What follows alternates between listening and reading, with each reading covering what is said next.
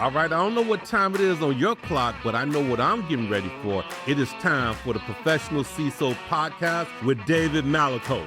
A business information security office leader in the commercial real estate space. Her roots are in the defense sector, finance, and commercial real estate.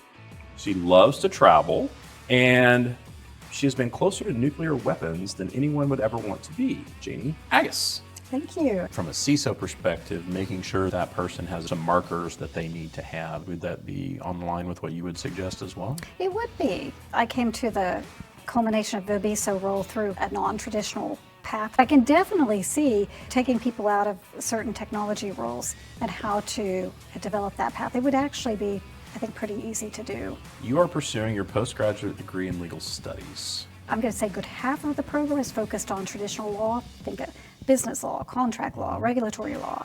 But then you have the other half that's focused on cybersecurity law, incident response, digital forensics, all the cyber pieces, cyber risk management. I had learned some of those pieces through on-the-job training. Right. And I wanted some formal element of that. You went and became the CISO of one of the subsidiaries. Did you feel like you were taking a large risk from your perspective on that? I didn't feel like it was a large risk. A lot of people today will feel personal liability, and certainly that's something I thought about. But I also had the luxury of knowing that I would be defended by the firm's counsel if something warranted defending. What are some of the practical aspects you're pulling out of this? Be really careful about inflammatory language. We do have artifacts that we provide to clients to support our security position. Do we believe there's inflammatory language? And if so, did we remove it? Right. What does that conversation with the CISO look like? It should look like an open conversation. Here's what the business wants to do. Here's their goals. Here's what they're looking to drive. I see some challenges. How can we support them with the appropriate security requirements? You never want to be positioned as the person that says no.